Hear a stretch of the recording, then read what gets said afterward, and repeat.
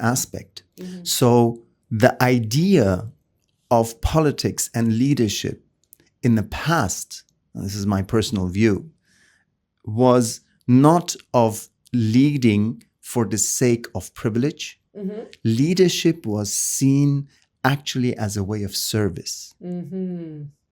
Service and basically towards ideas that people stood for with what they had and who they were.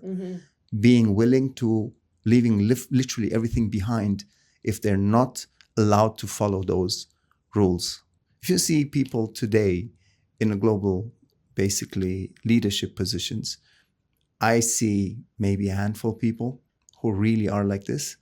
Everybody else sees and follows leadership positions for the privilege and not actually for what they really believe in and not for the sake of really what politician is about. Actually, what leadership is about. It's about service. It's you actually giving up your entire private life for the sake of serving a whole country or a town or whatever. Serving those who are close to your heart. This is leadership. Now, coming back to UAE, we are fortunate to basically see and live in the last 20 years a leadership that is actually following exactly this, seeing which they don't have to, by the way, no? So it's not democracy and election and everything. They don't just sell themselves to certain. They could actually play golf every day and enjoy their wealth. They're still going to be there. No one's going to take them away. Yeah, but if you follow on YouTube in one of the interviews of Sheikh Mohammed bin Rashid, who is the current ruler of Dubai, just turned 75, by the way. So again, happy birthday to His Highness. Happy birthday to him from Zapopan. Exactly. He actually says that he does everything for his people. And it's very interesting. I'm an expat, but I feel included. Included in when he says my people, he doesn't really mean only the Emiratis. He says everybody who is living in Emirates within the framework and supporting actually to develop that country and that Emirates, of course, and the surrounding country to become the leader in whatever they Those are touch. his people. This and that's it. These are my people, and I want the best for my people. Right? And then basically it's a BBC interview, and the interviewer asked him, but why everything so fast? And he looks at him and he asks, why not? Well, this is something new for us in the studio. This is going to be our very first interview in English. And I feel very happy because me and the team, we've always wanted to give this space another level. And having guests like the one we have today upgrades our show. So thank you so much for being here. Our guest today is Dr. Mazdak Rafaty. He's an Iranian-German businessman who is in Mexico, and I was lucky enough to meet him and his family. They were here for personal reasons, and he's also here in Mexico, especially in Guadalajara, to get to know the structure of the country, how the country operates, what we do, what we're doing. And I was lucky enough to give them a tour to get to know his family. And I thought I couldn't miss the chance to talk to him about his world and our world. So welcome to our table, Dr. Mazdak. Thank you so much for being here. Thank you very much for having me. Absolute honor. It's a great opportunity to exchange some ideas. We already had a few very, very interesting conversations about your beautiful country and the possibilities of what can be done between here and the beautiful country I live in, which is United Arab Emirates, UAE, predominantly Dubai. And I'm looking forward to our conversation. Thank you. Well, from the very first moment that I thought about having you around and having a conversation with you, I thought I have to find a way to justify why someone like him, who is a really important businessman, should be sitting and talking about service. You know, our podcast, our podcast conversation is around foundations, associations. What are people doing to make this world better? And then suddenly the idea came up to my mind. I mean, Dr. Mazdak is around the people who control the world. He's around the people who really have the money that's never going to end. We are always reading or learning or watching on social media about what the UAE is doing. They did the World Cup and these amazing spaces, and they've built cities out of nothing, and there's nothing they can't do. And I don't remember if I told you this, but every time I think about them, I think that they're playing God all the time. That's on one side. And on the other side, I'm always watching close what's happening on the other side of the world. And I watch poverty, and I watch sickness, and I watch this enormous gap between the worlds. So I'm very interested in learning, first of all, you as a father, as a businessman who is around all the luxury, all the money. How does this sound? Are you aware of it? Do you talk about it with your family? What's your position on what I'm talking right now? But it's a very, very big topic that you're mentioning.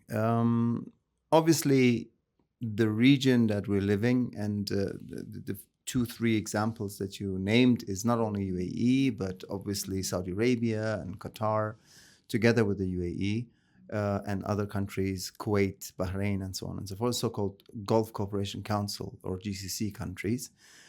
These are quite well known for being quite wealthy based on the energy sector that they are dominating in the last few decades, right? Yes, I'm fortunate enough as a German person who could actually live anywhere in the world with a German passport. I've chosen to live in UAE, and there's a lot of reasons for it. Predominantly because it's actually for business people, it's a very interesting setup, which is quite open, but quite regulated.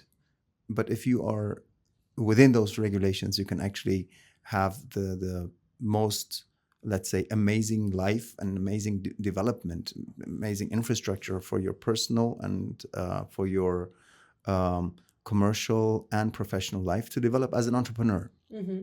I don't see, and I have experience in many countries, as you know, I don't see until today anywhere else where you can actually, as a business person who has an idea, to flourish than it is in UAE. The reasons and so on and so forth will take us into different directions. But this is the reason why I'm living there since 20 years. And obviously, yes, we are aware of where we're living, and but we're also aware of the limitations. And we're very aware, as an expat, aware of the fact that we're very lucky to be in a country, predominantly in UAE, that has a leadership that has a very specific understanding of what they do and how they do it. I mean, as you know, it's not a democratic country. It is basically a sheikhdom. It's a federal country. I describe it for your team, if you remember. 7 emirates, each one of them being ruled by a ruling family, but in a federal system, and which is actually a unique structure worldwide also, right? But one thing that is really very interesting, predominantly in Dubai, I would say, because that's where I live, is the way the leadership understands its role. Let me give you one aspect that I think we don't see anywhere else in the world, in politics generally, something that has changed in my eyes in politics. You might know that my father himself was an activist or a politician. And that's why I had a refugee background. And simply because he saw his way as a politician or an activist in a different way, those generations were very value driven. So they saw their basically, let's say, dedication to what they were doing, what they were standing as a deeply value-based aspect. Mm-hmm. So the idea of politics and leadership in the past, and this is my personal view, was not of leading for the sake of privilege. Mm-hmm. Leadership was seen actually as a way of service. Mm-hmm. Service and basically towards ideas that people stood for with what they had and who they were, Mm-hmm. being willing to leaving literally everything behind if they're not allowed to follow those rules. If you see people today in a global, basically leadership positions, I see maybe a handful of people who really are like this. Everybody else sees and follows leadership positions for the privilege, Mm-hmm. and not actually for what they really believe in, Mm-hmm. and not for the sake of really what politician is about. Actually, what leadership is about. Mm-hmm. It's about service. It's you actually giving up your entire private life for the sake of A whole serving, country or a town or whatever. serving those who are close to your heart. Mm-hmm. This is leadership. Mm-hmm. Now, coming back to UAE, we are fortunate to basically see and live in the last 20 years a leadership that is actually following exactly this, seeing, Wow. which they don't have to, by the way, no? So it's not democracy and election and everything. They don't just sell themselves to certain. They could actually play golf every day and enjoy their wealth. They're still going to be there. No one's going to take them away. Yeah, but if you follow on YouTube in one of the interviews of Sheikh Mohammed bin Rashid, who is the current ruler of Dubai, just turned 75, by the way. So again, happy birthday Happy to His birthday Highness. to him from Zapopan. Exactly. He actually says that he does everything for his people. And it's very interesting. I'm an expat, but I feel included. Mm-hmm. Included in when he says my people, he doesn't really mean only the Emiratis. He says everybody who is living in Emirates within the framework and supporting actually to develop that country and that Emirates, of course, and the surrounding country to become the leader in whatever they Those are touch. his people. This and that's it. These are my people, and I want the best for my people. Mm-hmm. Right? And then basically it's a BBC interview, and the interviewer asked him, but why everything so fast? And he looks at him and he asks, why not? Mm-hmm. Mm-hmm. See? And it's a brilliant interview. He doesn't give many interviews in English, but this is, I think, the key aspect that a lot of people don't understand when they don't live in UAE, that there is a purpose behind everything happening. You see the shining side, but you don't see that this shining side is part of a strategy to bring education, investment, infrastructure, better life for people who did not have any of it this 50 years ago. Now, let's look at the country you're from and the country I'm from in the last 50 years and see what our politicians, with all their glory, all their money, all their funds, and Power. they have all their power, and they have. I mean, UAE is a tiny country, right? Look at them. What have they achieved, right? And what the possibilities they have, and where have they brought their people with large-scale projects such as airports and so on, which we have discussed. And in Germany is exactly the same thing, by the way. No, so and that's the Bear Airport was a disaster on its own. And while they're doing this kind of a, let's say, projects in such a huge time, come and see what we can do. I always say in UAE we have dog years. Anything anything that happens anywhere else in 7 years happens with us 1 in year. one. So you did, I got it. 7-1. 7-1 ratio. You just don't recognize the country within. But I never thought of it that way. I mean, I actually thought. I mean, I know, in particular, Dubai. It's a country that has developed in an incredible time, right? But I actually never thought about the leadership of the country.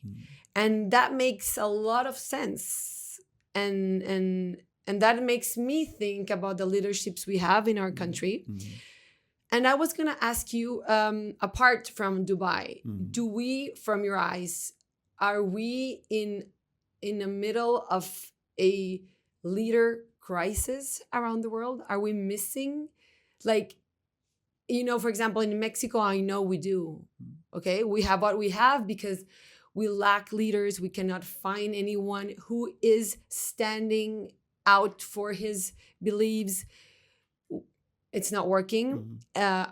Other countries very close to us also, they have the same options because we don't find any leaders. Do you think this is a worldwide thing? I truly believe so, yes. The reasons for it, I'm not an expert and I don't have any data. These are like really personal components and aspects that I'm sharing with you here. I truly believe so. It's very, very confusing time, isn't it? Most of the countries in the world are actually governed left-wing. Now, left-wing, when my father was a socialist back in the days, which was on vogue everywhere, whoever had any education was actually a socialist. They had a clear ideas, and the clear ideas was for the poor people. Now, here I am looking at all those leadership from the left wing, and the poor people are even worse. Yeah. How is that possible? And the middle class people are falling into the richest low, by numbers. I mean, statistics, we don't have to really, if you look at Warren Buffett, who's always saying he's begging to be taxed more because he's getting ridiculously rich even by his own numbers, right? And all these, we're sitting here as normal people and seeing billions racing for who is the more richest person in the world. And on the other hand, we see also the numbers on uneducated people who are hungry in days where really the calorie intake should be normal for actually or possible for everybody, right? Where sustainability is one of the top aspects. And then you still see that in the base of everything, things are going terribly wrong, right? And that's what makes me really think that it's something deeply not going into the right direction. So left wing should be actually pro the poor people. They should be in a better position. And then we talk about inclusion, which is obviously one of the core aspects of a society, and I'm totally for it. But then we're putting really, let's say, luxury ideas above the very inclusive aspects of a developing, basically poor, third world countries, such as who has actually clean water. As basic as is water. That not that's and then you're trying to tell me that inclusion happens with those minorities. That actually the president of, I think it was Kenya, was asked why is his society not doing more for the inclusion of the LGBTQ++ minorities, and his answer was one of the ones that I really until today admire. And he says, look, I understand that in your countries, you have reached a level where your thoughts are with those minorities. That's your minority. I have 30% people who don't have access to clean water. I have a half of my population who doesn't have proper education. I have half of my youth who does not have access to proper jobs. Is that not the inclusion I should be focusing on? You see? And this is basically the reality that is so different between, again, two different development of the first country and the third country. And being in that level and pointing, again, down on those countries who have deal with total different issues and say, but why don't you prefer? These are, again, judgments that don't really help in the entire conversation of sustainable development for countries that are in a total different stage. And and when we talk about countries who are governed by the left, we see what's happening in Latin America, and we see it's not working. Something's happening, and as society and humans, we're doing things wrong. It's very clear. I can clearly remember this meme where there's a somebody having a amazing birthday party for their dog, and then under it there's this boy, you know, and in Africa, I don't know where it's dying of hunger, and it makes us like try to stop for a second and try to rethink about what we're doing and where we're going.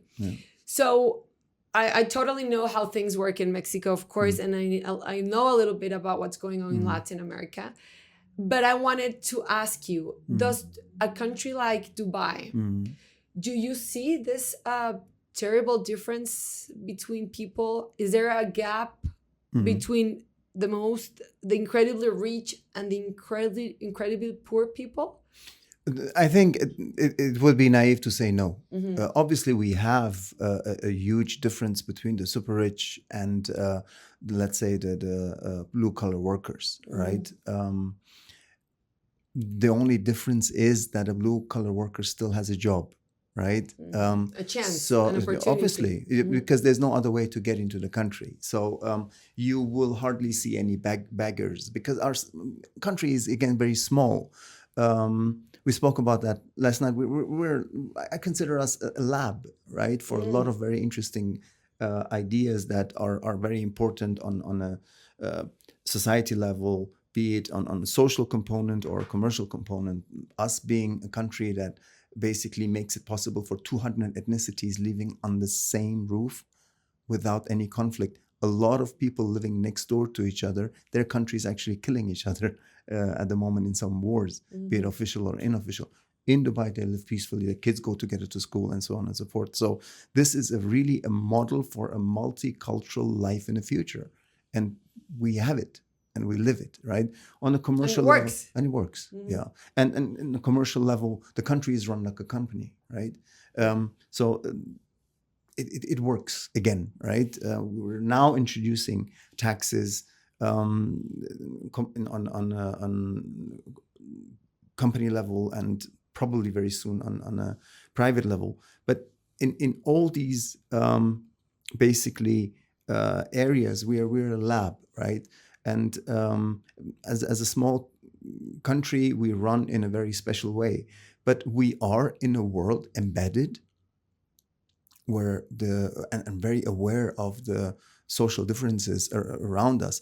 Actually, the social difference is what makes it actually possible for a country like UAE, or also Kuwait and Qatar and Saudi Arabia. Qatar with the World Cup, you remember there was a huge movement and huge protests that they're bringing blue-collar shirt people from poor countries and let them work there as slaves, and they die, I don't know, thousands by building those big buildings. Where there is these kind of rumors, there's always a little bit of truth also, right? But one of the reasons why is that possible is actually that the circumstances in the countries of where these people come from are much worse, right? They are totally without any hope. So when they get an opportunity to come and work in one of the Gulf states, it's for them the opportunity, not only for themselves, but also to feed up to 3-4 different families from the money that they're going to earn, and then it's being sent out. So we are, yes, we are playing within this game of unequal, let's say, circumstance and ways. We're benefiting from it in a certain way, I have to say. But on the other hand, if you take a closer look on, let's say, the charity work, for example, that UAE is doing, I think we're among the largest donors worldwide when it comes to the crisis, right? We have, I think the organization called Dubai Cares is always among the first 8 people when it's a catastrophe. Immediately with Emirates filled with help, and it goes out. It is currently in all the crises, be it in Gaza, or even in Ukraine, or in anywhere else, be it in Turkey with the very terrible earthquake that they had, or in Sudan, war-torn areas. It's usually among the first ones going and helping and aiding. And in that field, to some extent, there is awareness of also being a leader when it comes to charity and supporting and being the first to react to catastrophes. So this is the leadership which I personally think is the future-oriented leadership. Wow. So it's very hopeful to hear that being part of a lab, let's say like that, also includes all the social work. Or definitely. Because we always talk, when we talk about service, that we're not complete as a person, as a family, as a country, if we're not doing service. Absolutely. And I always say there's no small effort, but I always also say that the more you have, the more you need to do or help, right? Yes. And the UAAs, as we've talked already, they do have a lot. And so it's really comforting to know that they're always like helping around. Oh, definitely. I mean, the purpose-driven activities, they're actually, without getting, I'm not too religious myself, right? But if you take a look at the rules of the Muslim countries or the Islam itself, it actually gives, by the way, also I think in Judaism is exactly the same, that you are actually obliged to support and help by giving a certain percentage of your profit to non-for-profit or support anybody who is in need. So it's really, really deep-rooted in everything that we see. So donations and charity work is not limited to the GCC countries. Actually, I think most of the societies are extremely charitable. That includes countries such as Egypt, where I've lived, includes Iran, where I come from. Actually, biggest funds are the ones that actually collected donations from the people to support poorer people. So they're actually on a society level in the Middle East, we have a huge tradition, even pre-Islamic, to support the poor by well-being, through the well-being of the fortunate. Right. And I would like to talk a little bit more about the blue shirt. What's the correct word? Blue shirt people? Blue shirts? Yeah, well, less skilled or blue-collar people. Blue collar. Why are they called blue collar? Because usually they're wear a blue Oh. uniform when they're on the construction. Okay, so you can, I mean, you definitely identify them all the time. Well, yes, but it's a general term that people are using for lower skilled workers. Okay. So migration has a lot to do with this, right? And in every country, and we've seen it in Latin America, that when chances are out and when poverty and hunger and everything that we know that happens, people leave everything behind, grab their families or leave their families and start looking for a better chance.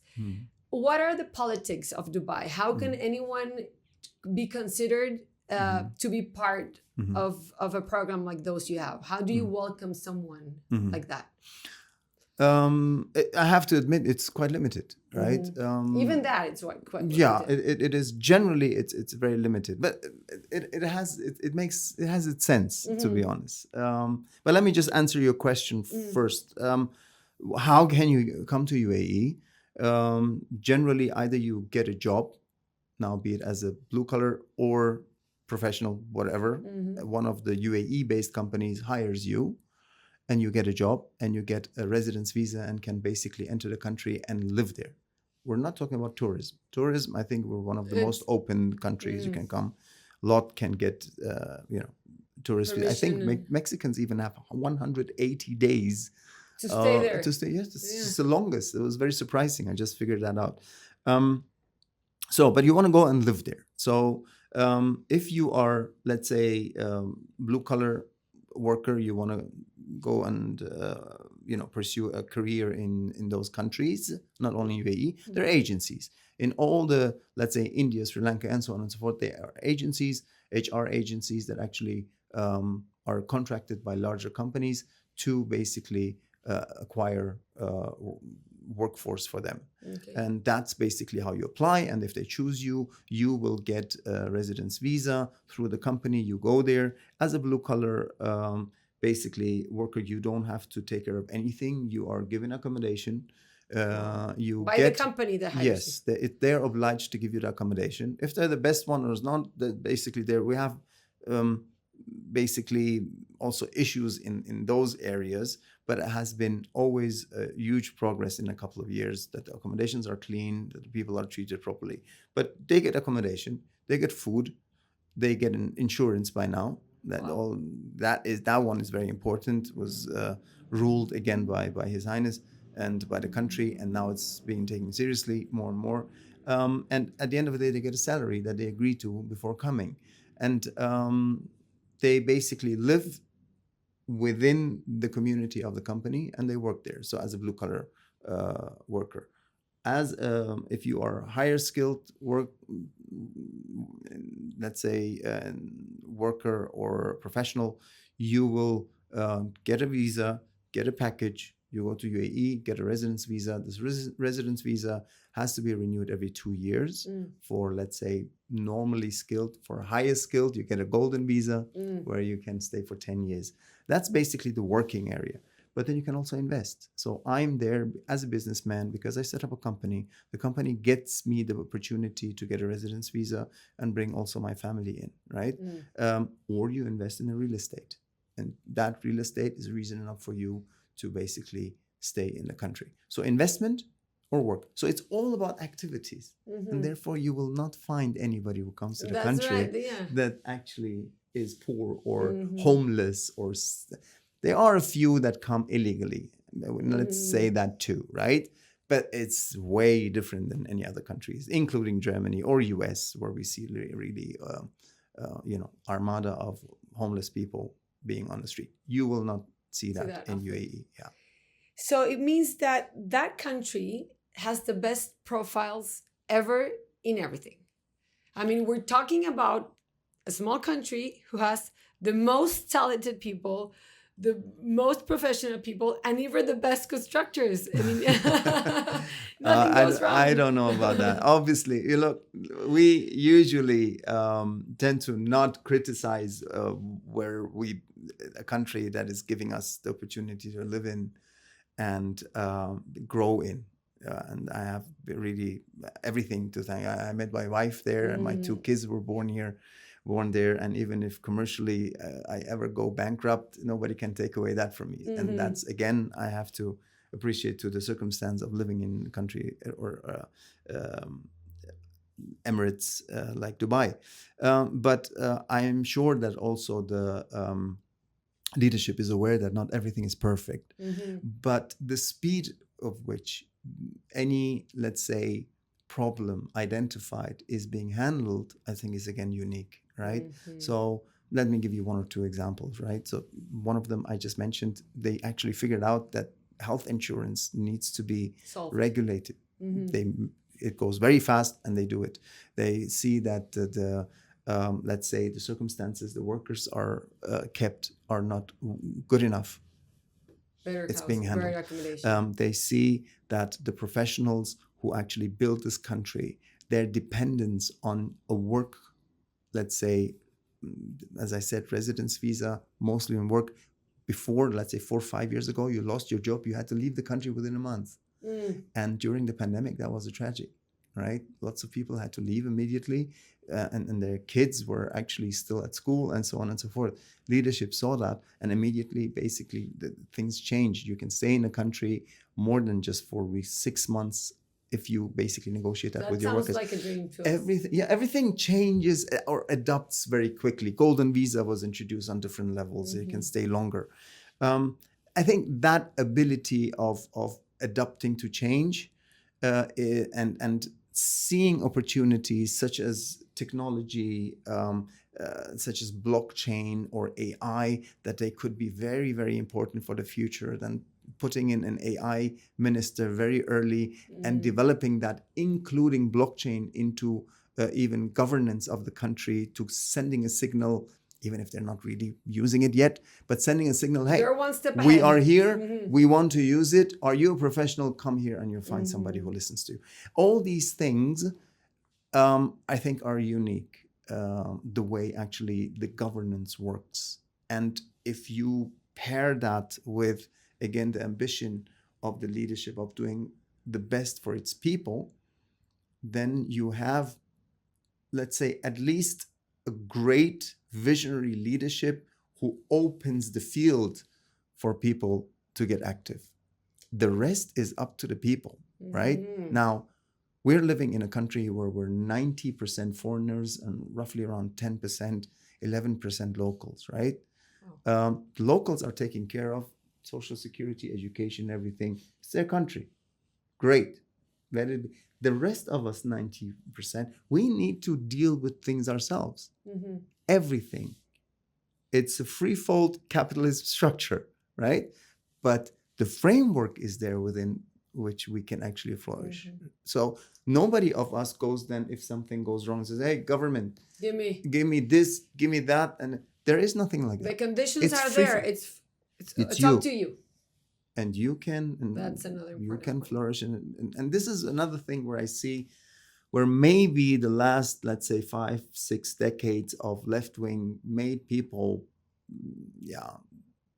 become here and there very lazy. And I'm saying that very openly because I grew up in Germany, right? So there sometimes We know it doesn't work. You have, I mean, we are all very rationally thinking people, right? And if I sit down and make a calculation and say, okay, if I have one job and this job, if I work, gets me this amount, and let's say 30-40% of it goes to taxes, and that remains. And if I don't work, the government is going to give me this, and the difference is not that considerable. Where is there the ambition? Where is there the incentive, right? People start to really calculate within really $100, $200, except for instead of thinking about the opportunities you will get by being active commercially. Definitely. See? And that's one of the biggest problems, that nowhere is being communicated properly, right? Yes, you start washing cars, okay? Your income is going to be lower than what state gives you in Germany, okay? But what if you're washing a car of an entrepreneur who really likes the way you work and starts talking 2 words with you and then sees, okay, you could do more. Why don't you give me a call? Where is that opportunity by me sitting at home, right? So that is basically something I think, if it doesn't matter if you're left wing or right wing, that you don't see. And I think that is one of the aspects that is missing in today's politics altogether. It's not really a capitalistic, it's an opportunity-based thinking. And that's what makes me be passionate about anybody who is an entrepreneur, anybody who has an idea and does everything to implement it, like the guys I met here who are highly educated in design, in auto manufacturing, and came together and all of a sudden set up a mushroom project, which is flourishing. It's extremely interesting, right? And these are the things that I really, really, really like. And I think future belongs to those who have ideas. Future belongs to talent. And this is something that any leadership should be looking into. The talent of each country is going to be more important than any other resource that you'll have. And if you allow other countries to steal even that from you, you don't have any future. You don't have any future. I mean, it's not me again saying that. Warren Buffett, who is one of the top investors, again, I like basically quoting him always, because for me, he is one of the down-to-earth and rational investors worldwide. He invests in long-term strategies, right? And he actually says himself, in his very long life, and may he live longer, When he started off and he invested in companies, the companies that he invested in were really successful, but they needed 3, 4, 5 generations to get where they were. Mm-hmm. Now take a look at the top 10 companies in the world today. All of them are former stuff, not all of them, but let's say at least 50, 60% of them, right? The Metas and the Googles and even the Apples, they were all startups. Within one generation, they made it from zero to the top company worldwide. Elon Musk, right? That's talent. That's talent, right? And it's everywhere. And you don't nurture it, you don't educate it. How can you afford that? How can you afford letting half of your population living, as you mentioned, 10 kilometers away from you and not being able to read? And how many engineers, how many AI specialists are there that you are just letting just spare? It's one of the biggest sins of the developing countries. We don't educate.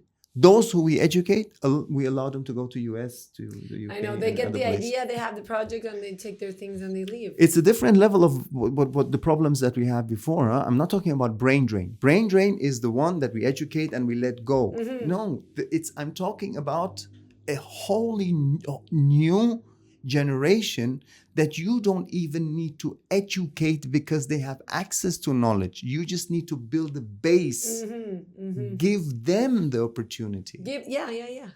Let them look at them, give them a chance, bet on them, and let their talents flow. Light the fire and you'll see what's going to happen, mm-hmm. right? And this is exactly one of the, wherever I go, it's basically part of my understanding of a really sustainable, future-oriented development. And maybe that is one of the components that is missing in politics altogether, future orientation. Have you wondered, everything that we do nowadays is 3-dimensional minimum, right? Mm-hmm.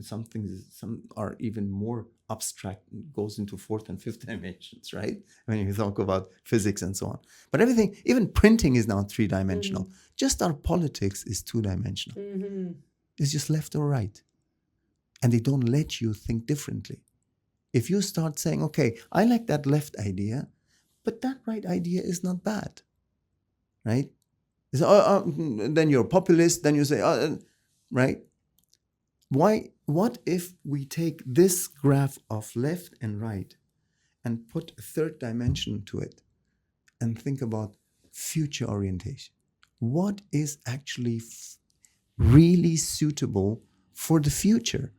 And that's what you guys are very much looking into indirectly, maybe without knowing it, mm-hmm. by focusing on the kids, because the future belongs to the kids, right? Which of these left and right ideas are actually good for those? Because the future is not 2-dimensional, I can tell you that. And the future changes extremely. We spoke about that 2 days ago, mm-hmm. right? Look at what's happened in the last 5 years. I don't want to know what happens in the next 5. When I studied economics, we had projections of 5 to 10 years. 5 to 10 years. It's just we had we had a pandemic, a war, geopolitics, nearshoring, offshoring, friendshoring, all these things within the last 3 years. So how am I, as a normal person, supposed to plan at all nowadays, right?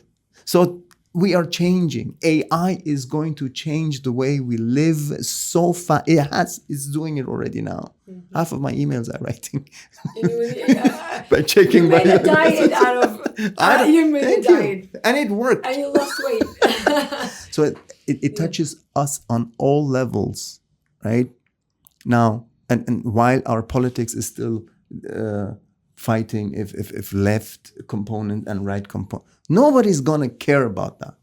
All you're gonna care about is, I need knowledge, I need innovation, and I need ideas, and I need new brains to be able, new brains, leaders who are almost 100 years old. I'm sorry, this is like, they can't even probably write an email properly, right? Mm-hmm. And they need to deal with Elon Musk and his equals. You understand? And sit together with Zuckerberg and ChatGPT founders and discuss future. I can't do that. I'm half age of the leaders. Maybe we should even limit the age of the leaders. Right? Yeah. So there are lots of ideas that we need to actually be very, very open to if we want to develop the future society. And one of the core elements is exactly where you're active in. Just any society that has a considerable percentage of poor people is doing something definitely wrong for its own benefit. If there are rich people out there who now listen to this, with the most important component to service to yourself, your future offspring, your country, and anything that you value, is to help your country to get its main resources, its brain power up and going. And this you can only do by supporting the poor being part of a society. There's no way around it. This is my 2 cents to this podcast. Wow. It blows my mind. Really, it does, because all the time when I talk about the kids that are in foster homes, when I talk about the kids that are in the streets, I always say how much talent is there, and we're never gonna see it if we don't get close, if we don't give them chances, if we don't present opportunities to them. So as I was listening to you, I was thinking, how different would the world be if we had much more Mazdaks around? Because it really, and I say this many times, and I find myself saying it very often, many of the stories of success of the most amazing people, doctors, inventors, whatever, behind that story, there's a part where someone says, I was seen by, or, I got one chance from my father's boss when I was cleaning his car. So I think businessmen and businesswomen should be also having these ideas on their top of mind all the time. How can I, from my privilege, become the opportunity this child is waiting for? And when I have businessmen or businesswomen calling me and telling me, how can I help you? I tell them, be the chance giver. Talk Very to me. Point. And if you just if you become the chance giver of one, you've done your job. And if somebody else, right? Absolutely. And I would like to share with you a story that makes me feel very proud. My sister, she kept my grandmother's cuisine, and my grandmother passed away a year ago, and my sister and my aunt, they took the business, and they've been doing great. And it's only Lebanese food. And she calls me one day and tells me, I need to hire someone.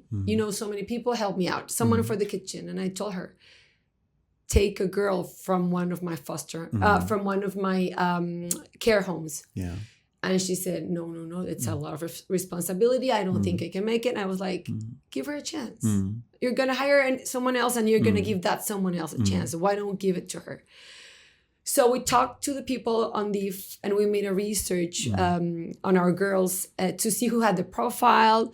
And we found a girl between the 300 kids that she worked on the care and the house, helping the cook. We talked to her and we said, would you like to try it? And she said yes. So she started going over, and we saw the amazing transformation it was for her. Because the first thing we did was letting her out of this place where she spent 24 hours a day. So that was like her awakening, right? She learned how to take the bus, how to get there. At first, she wouldn't even raise her eyes. She was very quiet. She was very shy. She didn't have any friends. But every time I got to see her, I saw her become this beautiful butterfly, right? I mean, she would talk, she would laugh, she would share. And we found her crying one day, and she told us she was very much afraid that she was going to turn 18 and that she had to leave the house. And the only place she could go back to was where she was taken away from by the authorities. Yeah. So we had a family meeting and we decided we were going to give her a room. And we would just tell her to pay just a few amount of pesos. And we gave her a chance. And her life changed forever. And now she is the manager of one of the stores. And we love her because when she was at the house, she never wanted to go back. So who can work on Sunday? Yeah. She would raise her hand. Yeah. Who can work late? She would raise her hand. And we changed her life just by giving her a chance. Yeah. So if everyone could be my sister in whatever we all do, then we wouldn't have care homes. Yeah. We wouldn't have people in the streets. And that's a story I like to share because it's something we can all do. It could have turned bad. You could have given her the chance and my sister could have told me, this is not working. She's whatever. But it's always worth the try. Oh, definitely. It's a beautiful story. And, and I look, we're all human, right? And the smallest thing could have led to the different way. And how many times you've done something good for somebody and it didn't turn out well? Yeah. How many times I have done? It should not change you as a person because you've done what you could do. The outcome is not your hand usually, right? But it is for sure that there are people, given the chance, they can really change a lot of things. I was involved in a project as a student in Namibia, roughly around 22 years ago when I was studying. And we went to a place called Baumgartsbrunn. It was like 40 minutes outside Windhoek. And a German businessman set it up. It's a very beautiful story, but I'm not gonna. I think we don't have a full time to no, you have all the story. Time you want. Don't worry. And he actually had a heart attack. A very successful businessman, and basically decided to leave everything in Germany, sell everything, and go somewhere. And his wife was very happy in Namibia, so they set up a little village outside Windhoek, supporting predominantly girls from troubled areas. And he set up a vocational training center called Baumgartsbrunn, and he taught girls basically how to work in different industries, which were back then very important for Namibian economy, which was food and beverage, hospitality, farming, and so on and so forth, so that they had a basic knowledge of doing everything. Half of the girls who basically, and he basically advocated in the economy to have them going to the jobs, right? Find the right jobs. And half of them that went there within a year, they become managers. Wow. Now listen to this. Again, the majority of those set up quickly their own companies, became entrepreneurs because they knew they can do more, right? And had the skill set. But the beauty is when they became entrepreneurs, where did they get their people to work? From the Namibian house. Absolutely, yeah. Brilliant. And a lot of these, there are a few things, just to give that as an example to you, to see there are good examples out there and there are really beautiful things happening. And also here, I was in Colombia last year, and there was, everywhere where we went, they love ice cream in Colombia. So lots of ice cream shops. But one particularly was always very, very prominent. It had a queue. And then one day I asked the guy who took us there, his name was also Alvaro, by the way. Yeah. I said, Alvaro, what's going on? Is it special ice cream? He said, no. And the ladies serving were very slow. I said, so what's great about this ice cream? Let's try it. He says, yes, you should try it. But it's not ice cream that's so special about this. I said, okay, so what it is? He said, well, everybody knows that this particular company hires single moms. And that's why people go there and wait and are patient and pay an extra money to support the single moms.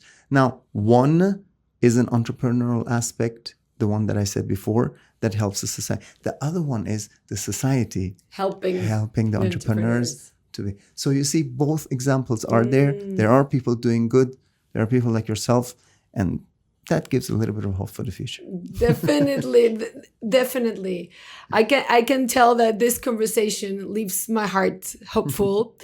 I've learned a lot about what you're saying, and My pleasure. And really, one thing that's gonna stay forever in my heart after these few minutes together is that talent should not leave my country or my sight. That I have to be smart enough to put my eyes and search for hidden talent. Because as we talked yesterday, I am surrounded by young people that have no hope, that live in terrible conditions, and they feel like there's no way out.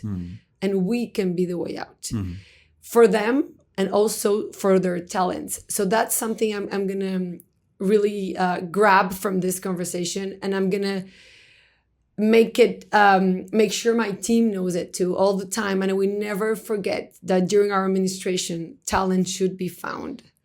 And talent should be given a chance. Nurtured, absolutely. Yeah. It is, and it will stay, the most important resource of any country on this planet. Wow. Well, thank you so much for sharing so My much pleasure. with us. I knew you knew a lot, but this was amazing. I think it was a very clear way to explain the success of Dubai. And what you learned from what you know that's working there that we can grab as a country. So I really appreciate it. Thank you so much. And hopefully we'll have another talk soon. Definitely. Thank you for having me. It was a great pleasure. Thank you. Thank you everyone for listening to us. Bye.